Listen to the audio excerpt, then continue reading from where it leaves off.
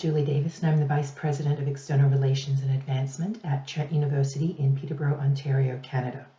My paper is titled A Collaborative Approach to Planning and shares insights and promising practices from Trent's incorporation of traditional Indigenous knowledge and the proactive engagement with local First Nations in the development of a campus land use framework plan. Primary goals of the Campus Framework Plan are to conserve biological diversity, maintain ecological functions, and sustain ecosystem services across more than 560 acres, whilst enabling campus expansion and joint benefit infrastructure projects to move forward efficiently and effectively. Trent's experience in bringing Indigenous traditional knowledge, or ITK, to the forefront of a campus planning process warrants critical examination to advance promising practices for conservation of biodiversity through a collaborative approach to planning. The incorporation and valuing of ITK required Trent's planning team to address a variety of issues and challenges, which I will discuss in this presentation. Trent Symons campus is rich in natural and cultural assets with drumlins, wetlands, woodlands, meadows and farmland, and diverse flora and fauna, including dozens of species at risk. The environment has always been a defining program of study and core reputational strength of the university. In 2017, Trent was one of the partners that collaborated on a successful bid to be declared a UNESCO Regional Centre of Expertise on Education for Sustainable Development.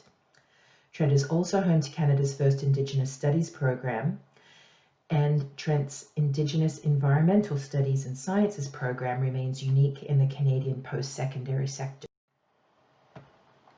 In 2017, Trent University was challenged to update the Symons Campus Land Use Framework Plan in a way that reflected its leadership in environmental and Indigenous studies.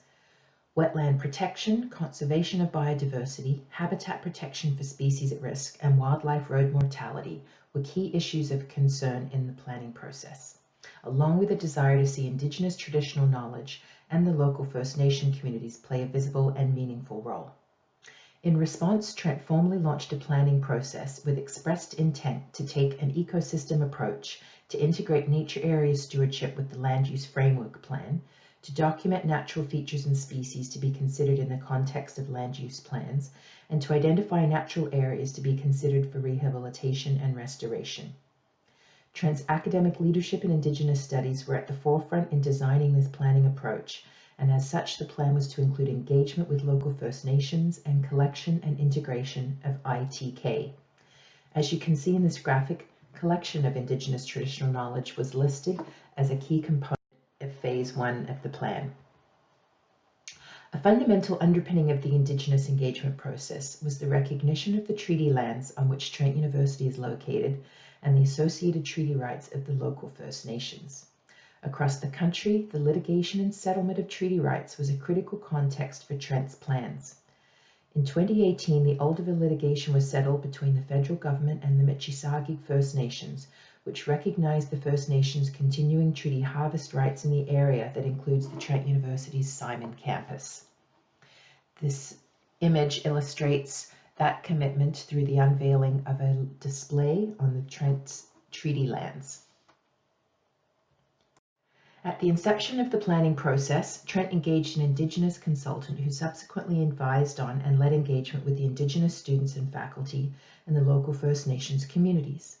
The approach was based on Indigenous-led engagement, a respect for the diversity of Indigenous peoples and perspectives, and building a foundation in Indigenous teachings and values. The plan included formation of an Indigenous steering group. Trent had recently constituted a Trent University Elders and Traditional Knowledge Keepers Council, and they became the steering committee for the engagement plan. To build a trusting environment in which to receive Indigenous traditional knowledge, the Trent planning team spent time learning about local treaties, Anishinaabe belief systems, and Mississauga traditions and protocols. Some of this learning was codified into a protocol guidebook describing, for instance, the significance of offering tobacco to an elder to request their time and participation and to honor their wisdom. A meal was served during any formal meetings to allow the relationship to develop while sharing food, as feasting together is an important element of Mississauga culture. Meetings always began with a smudge, and an elder offered a blessing to start the meeting in a good way. The Trent Lands and Nature Areas Plan began with a small private Indigenous ceremony to give thanks to the land and to the water, and to ask permission of Mother Earth to begin the field work required to complete the plan. A ceremony will also mark the completion of the planning process. Michi-Saagiig elders and knowledge holders shared oral knowledge of the Trent Lands with the planning team during one-on-one discussions, through Elders and Traditional Knowledge Keeper Council meetings, and during traditional knowledge workshops. Knowledge shared included Indigenous ways of knowing, cultural and ecological land features and priorities, significant species, habits and habitats, and observed changes on the land over time. It was emphasized by the knowledge holders that this information was shared to assist in the planning process for the benefit of the land. At the request of the elders, sensitive information, such as the location of species at risk or cultural sites, will not be made public by the university. Trent began hosting meetings with consultation liaison officers from the local First Nations as a forum to discuss proposed and active developments on campus. The consultation liaison officers provide liaison services between their First Nation and the organizations proposing developments to assess if there may be impacts to treaty and Aboriginal rights. At these meetings, the participants reiterated their rights to harvest traditional medicines on Trent lands, and their expectation that Trent will be a good steward of and protector of the natural environment. The most fundamental challenge encountered in collecting Indigenous traditional knowledge and engaging with Indigenous peoples was lack of trust. At the inception of the process, Indigenous people emphasized the need to build trust before asking them to share their time and contribute to the planning process. Lack of trust had arisen through concern about a number of matters that included past land use decisions, a perception that the university had a poor understanding of treaty issues, and an expectation of adherence to the Michi-Saagiig consultation and accommodation protocol. A knowledge sharing workshop was held to gather input from Indigenous students, faculty, and local residents. Participants questioned past actions of the university and the intent of the planning process, and challenged the university and planning team to understand the Indigenous cultural and spiritual perspectives of the land, flora, fauna, and especially water. Throughout the gathering of ITK, challenges emerged between evidence-based scientific survey and traditional knowledge shared orally. Additionally, the concept of the sacredness of knowledge within Indigenous communities limited how and with whom traditional knowledge, information, and insights could be shared. Working within the university setting, where academics expect to be able to examine, question, and replicate the work of their peers, accepting traditional knowledge required flexibility from the university and the consulting team, especially as this is the first time ITK had been collected in a planning process. Building trust with Indigenous peoples throughout this planning process required visible support from the leadership of the university. Trent's Board of Governors set out a 9-point plan to advance mutually beneficial and respectful relationship with the Michi-Saagiig First Nations that included use of a land acknowledgement protocol, formation of Elders and Traditional Knowledge Keepers Council, regular meetings with local chiefs and council, and development of an engagement protocol for land use decisions. The board and senior administration of the university participated in cultural training and received regular reports on the progress of the plan. Senior administration engaged regularly with the elected chiefs to share the goals of the planning process and to address any concerns. Trent's First Peoples House of Learning, the Indigenous Student Success and Support Unit, assisted the Trent planning team to engage with community respectfully in culturally appropriate ways. Working with an experienced Indigenous consultant to develop and implement the plan was key. This consultant was known by the local communities, which further aided in building the relationship. Recognizing the importance of ceremony throughout the planning process has helped to foster respect and trust between Michi-Saagiig communities and the university.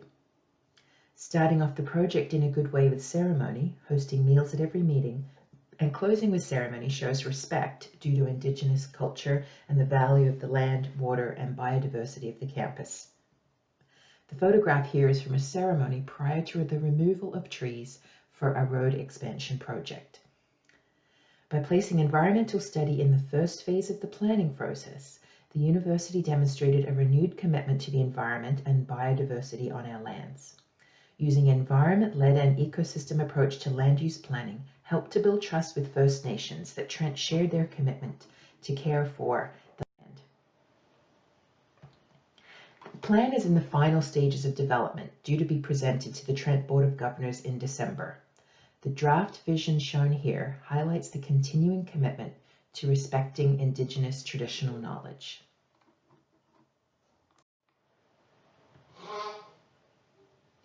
This slide outlines the commitment to the role of Indigenous traditional knowledge that will appear in the final plan.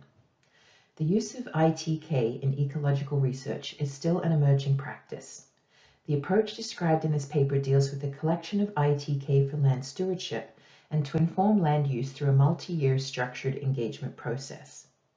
The depth of engagement with First Nations that Trent University undertook to create the Trent Lands and Nature Areas Plan appears to be at the leading edge of campus land planning processes. However, this level of engagement is quite typical for natural resource, mining, and energy companies, as they have a federally legislated duty to consult Indigenous communities for resource extraction and other projects that may affect treaty rights. An exploration of the approaches used in these sectors and how it may apply to the university sector will be a valuable direction for future study.